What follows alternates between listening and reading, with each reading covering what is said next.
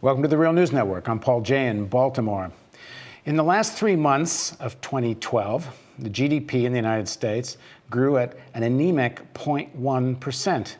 Compare that to 2011, where the growth reached 2%. So how do we explain that 2012 is even slower than 2011 when we are being told by the Obama administration and most economists we're in the midst of a slow recovery? This doesn't seem to equal a recovery at all. So in this interview, we're going to look at two propositions. The first is, what would happen if the Republican Party was able to pass all the legislation it would like to pass?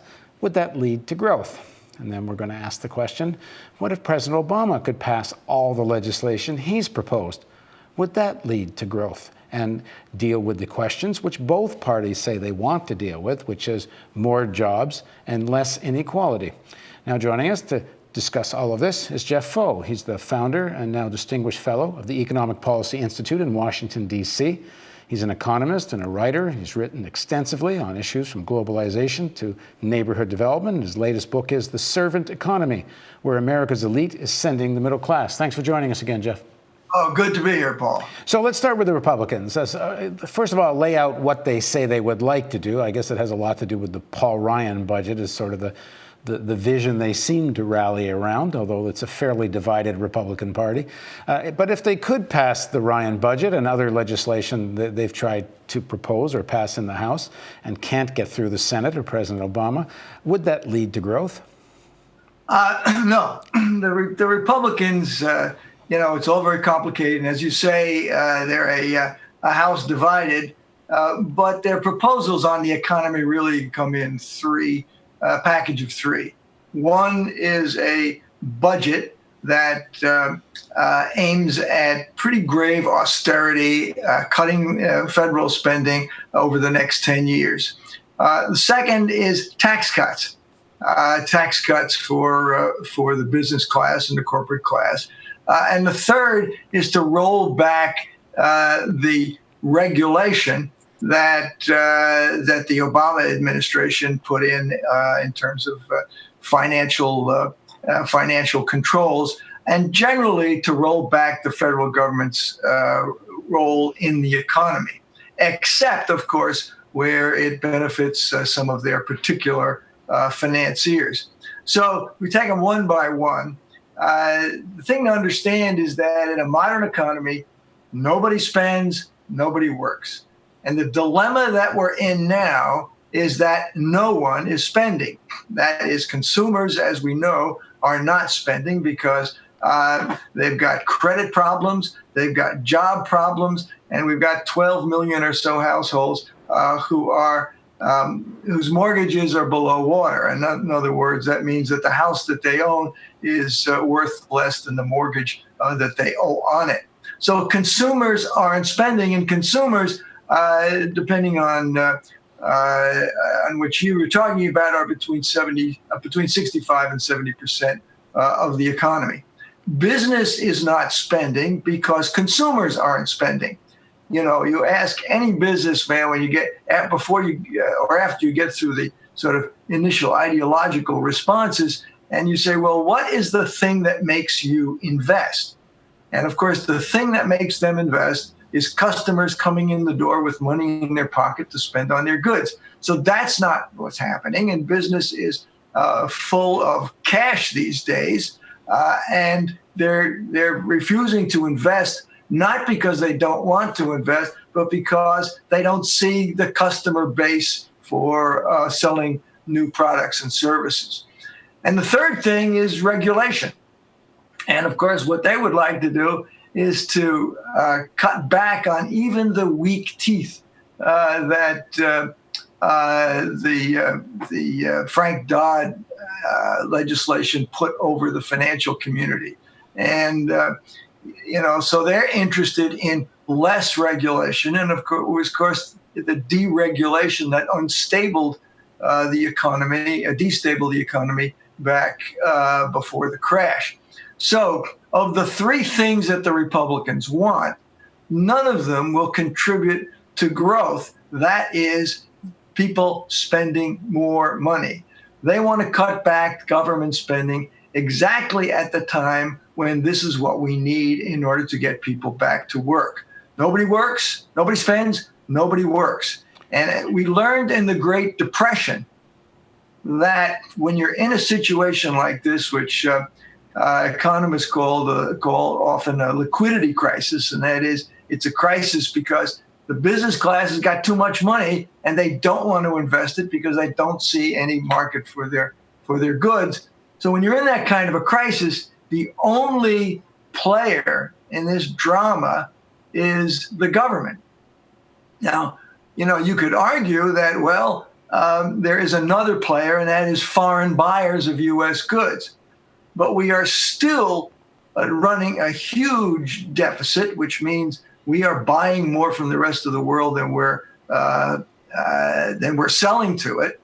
And the Republican support, now this is bipartisan, we'll get to that in a minute, but the Republican support for new free trade agreements means that the anemic markets we have for American goods, net markets, will get even worse. So even if things continue as they're continuing for a while with this sputtering recovery, quote, recovery, the Republican program will make it worse. Okay, so if, it would seem to me that if I'm a very wealthy person, a multimillionaire or billionaire, what you're saying should be rather obvious to me. I mean, maybe there's a few people that really buy the sort of bunkum that if the government gets out of the way, there'll be more money for investors and the investor class to invest. But as you say, the big corporations and most big investors are actually sitting on piles of cash now. It's not a shortage of cash that's stopping them from investing. So they know all this. So in terms of why they want these policies, if it isn't going to lead to growth, and I agree with you, it seems to me rather obvious it doesn't, especially when you look at the same kind of policies in Europe. If anybody wants an example of where they lead, it's right there to be seen. But then why do they want these policies? Because they're very committed to them. And I wonder if it isn't, if I were to argue, if I was very rich, would I not say or think, maybe we're going to be at 7 to 8 or 9% unemployment for a long time. Maybe the economy is going to stay in this kind of quasi-recession for a long time. But I'm doing all right, Jack. And more than that, what I'm mostly concerned about is that if the government debt keeps increasing and then someday interest rates go up and the cost of servicing that debt does in fact become more meaningful than it is now, they're going to come after me, number one, for taxes. And I don't want to pay any more taxes. And number two, I don't ever want to see some kind of inflation that undermines the value of my assets. I'm a billionaire now. I want that billions of dollars that I have to keep buying billions of dollars worth of stuff based on what things are worth now. So, I mean, from their interest, I know they're not honestly articulating it, but don't these policies make sense for them? Well, I think there's several answers to this.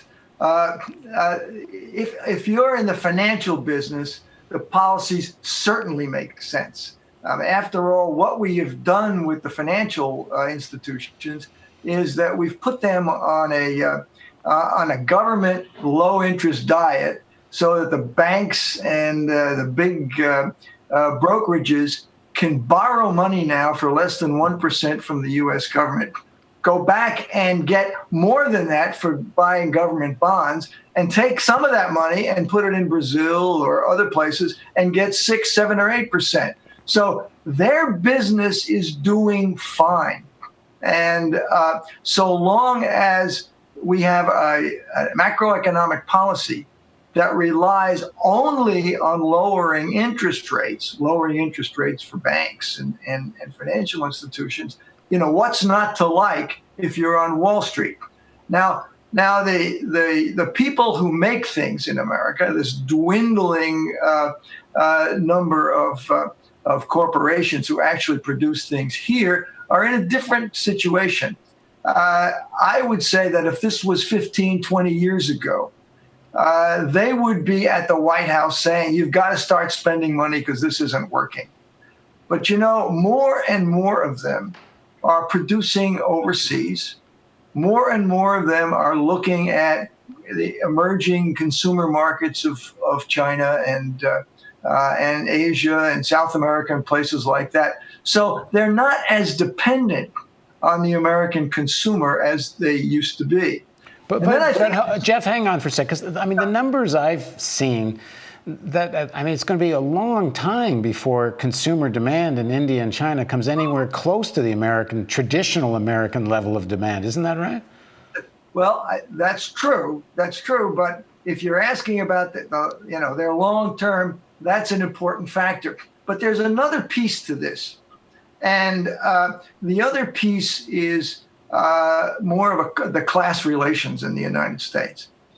What the business guys who are supporting Wall Street in this debate, even though it may be detrimental to their own business, what they really fear is not so much inflation, because they have ways to hedge that and get around that.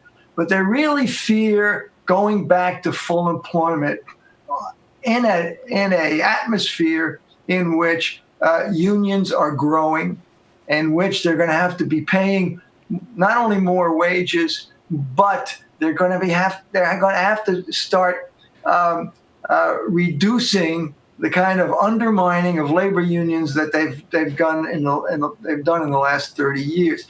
There's an issue of relationships here, and it's the relationships between the working class and the investing class. Yeah, I mean, I think this is what you're saying now is the most critical point. If it's a very wealthy Republican were to sit down with a wealthy or not wealthy Keynesian Democrat, it would seem to me this is what they would say to them. I said, are you really willing to go back to tipping the balance of power back into the side of labor, at least more than now, so wages really go up? Because your stimulus policies, unless they're enormous and last for years and years, they're not going to change the basic structure that we've accomplished now, which is having this dramatic lowering of wages and essentially undermining unions. So, I mean, if a wealthy Republican would say to a pro-Keynesian Democrat, we ain't going there, and I bet you don't really want to either. Right, and that's where the globalization part comes in, because when the United States economy was more self-contained, then those guys needed to see wages rise. They didn't like it, but they understood what Henry Ford understood at the turn of the last century, that if you don't pay these people enough, there's going to be nobody to buy cars. Well, they're not in that mentality anymore. And the thing that has become more rigid is their sense of class and not wanting to have a situation, not wanting to go back to what they think are the bad old days when they had to go to the bargaining table as equals with labor. The unions in the United States now are at their lowest percentage of the labor force since 1916. And that's what they want to keep. Right. Okay. Part 2 of our interview, we're going to ask the second question I posed in the introduction. If President Obama could pass all the legislation he'd like to pass, would that lead to growth and less inequality in America? Please join us for part 2 of our interview with Jeff Faux on the Real News Network.